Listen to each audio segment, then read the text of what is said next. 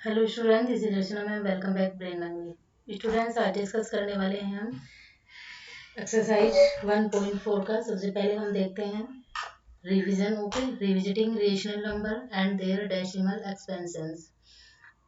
तो यहाँ पर कुछ फैक्ट्स दिए हुए हैं। The decimal expansion of every rational number is इधर टर्मिनेटिंग और नॉन टर्मिनेटिंग एंड रिपीटिंग। तो यहाँ पर इस तरीके से समझते हैं। जैसे यहाँ पर दिया है 3, यहाँ पर दिया हुआ है 7, तो 3 टू जा कितने होते हैं 6। ओके, यहाँ पर अगर 1 आ जाए, यहाँ पर मैं पॉइंट लगा दूँ तो कितना आ जाएगा 0।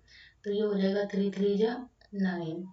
फिर यहाँ पर 1, फिर यहाँ पर 0 लगा देंगे, 3 3 जा 9, फिर 1, फिर यहाँ पर 0, फिर 3 3 जा 9। इस तरीके से हम कितनी बार इसको रिपीट करते चले जाएंगे।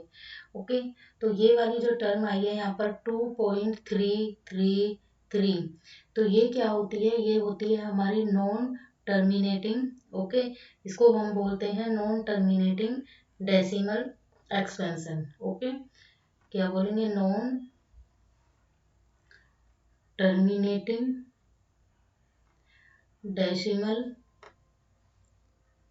एक्सपेंस। ठीक है,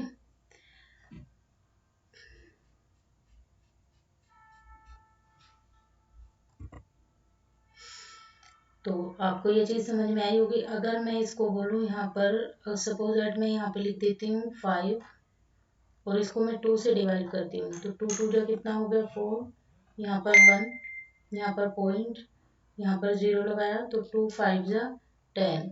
ओके, तो ये क्या हो जाएगा? ये हो जाएगा हमारा टर्मिनेटिंग, ठीक है, डेसिमल एक्सपेंशन। इसको बोलेंगे टर्मिनेटिंग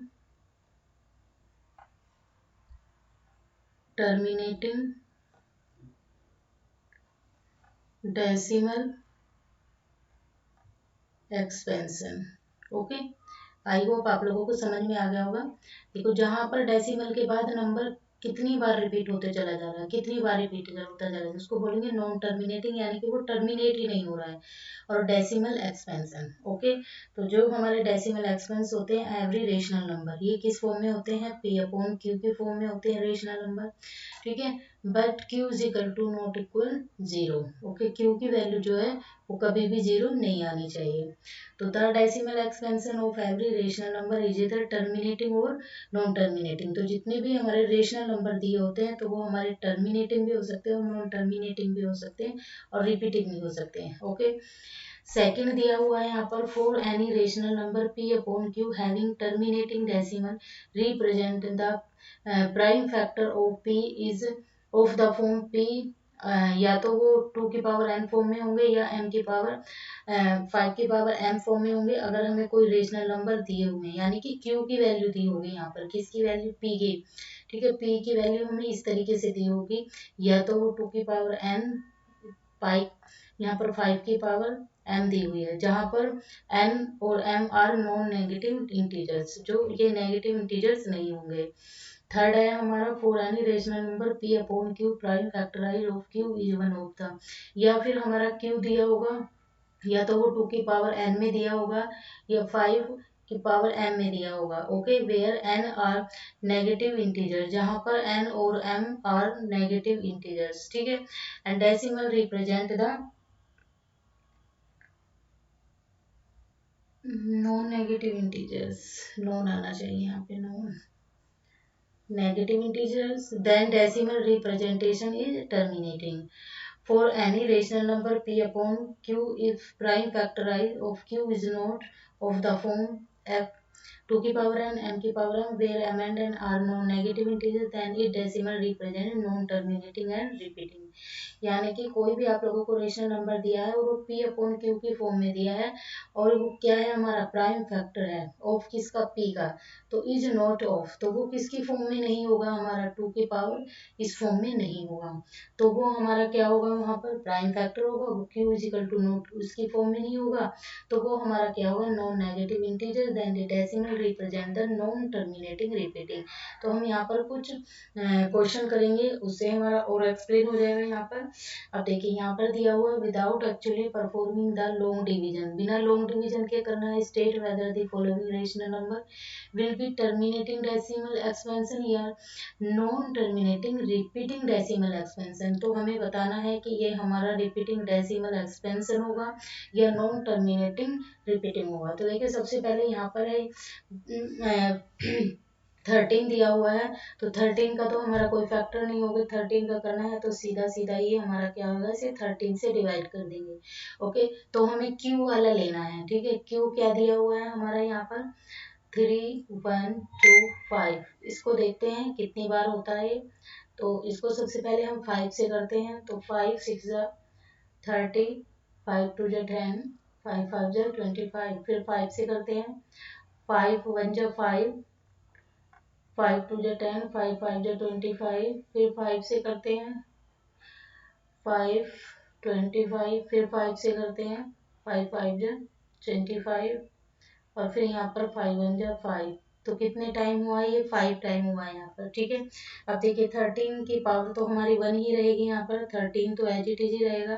अब यहाँ पर 5 की पावर 5 आया, यानी कि यहाँ पर हमारा जो फॉर्मूला था वो था 2 की पावर n और 5 की पावर m। ये वाला हमारा यहाँ पर अप्लाई होने वाला था। ठीक है, तो 5 की देखिए 5 ये किस फॉर्म में आ रहा है, हमारा 5 की पावर 5 आ रहा है, यानी कि ये इस फॉर्म में आ रहा है।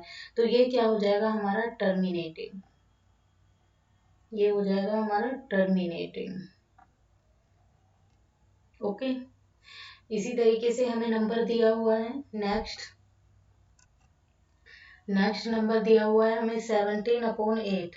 तो 17/8 को भी हम इसी तरीके से करेंगे। तो 8 के कितने फैक्टर हो जाएंगे, अगर हम 8 को निकालेंगे तो इसके प्राइम फैक्टर हो जाएंगे हमारे 2 4 जा 2 2 जा 2 1 जा, यानी कि 8 को अगर हम लिखें तो ये हो जाएगा हमारा 2 की पावर 3।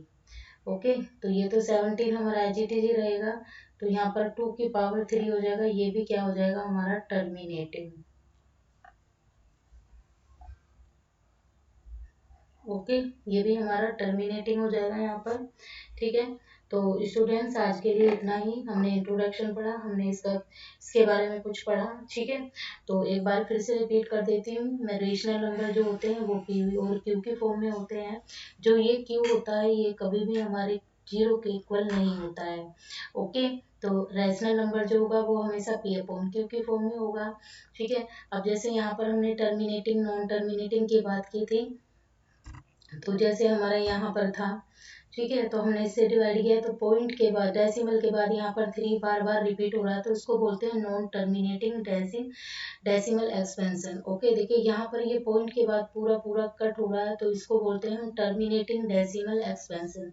ठीक है, अगर यहाँ पे हमें कोई भी नंबर दिया है, रैशनल नंबर दिया है और उसके प्राइम फैक्टराइज दिए हुए क्यू, तो वो हमारा किस फॉर्म में होगा, इस फॉर्म में। अगर ये इस फॉर्म में दिया हुआ है तो ये हमारा डेसिमल रिप्रेजेंटिंग इज टर्मिनेटिंग। क्या करेगा ये, किसको रिप्रेजेंट करेगा, ये डेसिमल टर्मिनेटिंग को करेगा। देखिए यहाँ पर कुछ और एग्जांपल के थ्रू समझते हैं। जैसे हमने यहाँ पे किया 2.5 किया, ठीक है, तो ये क्या है हमारा टर्मिनेटिंग।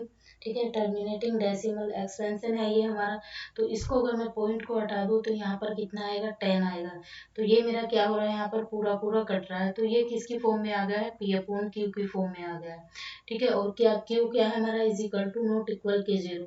ठीक है, तो यहाँ पर या तो ये 2 की पावर m की फॉर्म में आएगा या 5 की पावर किसकी फॉर्म में आएगा, m की फॉर्म में आएगा। तो ये इस फॉर्म में आ रहा है, तो ये हमारा क्या होगा, टर्मिनेटिंग होगा। अगर नहीं आ रहा है इस फॉर्म में तो नॉन टर्मिनेटिंग होगा। सपोज दैट मैंने यहाँ पर ले लिया 2 5 2 ले लिया। ठीक है, इस पॉइंट को हटाऊंगी तो कितने टाइम, 2 टाइम जाएगा। ठीक है, तो 2 0 हो जाएगा यहाँ पर। तो देखिए 1 0 यहाँ पर इंक्रीज हो गया। ओके, तो ये हमारा या तो ये वाला होगा हमारा डेनोमिनेटर इस फॉर्म में। ठीक है, या हमारा क्या होगा, डेनोमिनेटर होगा या न्यूमरेटर होगा। और जब ये इस फॉर्म में हो जाएंगे हमारे, ठीक है, तो ये हमारे क्या होंगे, टर्मिनेटिंग होंगे। क्या हो जाएंगे, टर्मिनेटिंग हो जाएंगे। और हमारे डेनोमिनेटर या न्यूमरेटर हमारे 2 की पावर n इंटू 5 की पावर m फॉर्म में नहीं आ रहे हैं, तो ये हमारे क्या हो जाएंगे, नॉन टर्मिनेटिंग हो जाएंगे। बस आप लोगों को इतना याद रखना है। ओके, तो स्टूडेंट्स बस आज के लिए इतना ही। आई होप इसका कॉन्सेप्ट आपको क्लियर हुआ होगा। और स्टूडेंट्स सभी से रिक्वेस्ट है कि जिसने चैनल को सब्सक्राइब नहीं किया वो चैनल को सब्सक्राइब कर ले, वीडियो को ज़्यादा से ज़्यादा को शेयर करें। ठीक है, thanks for watching, bye bye and take care.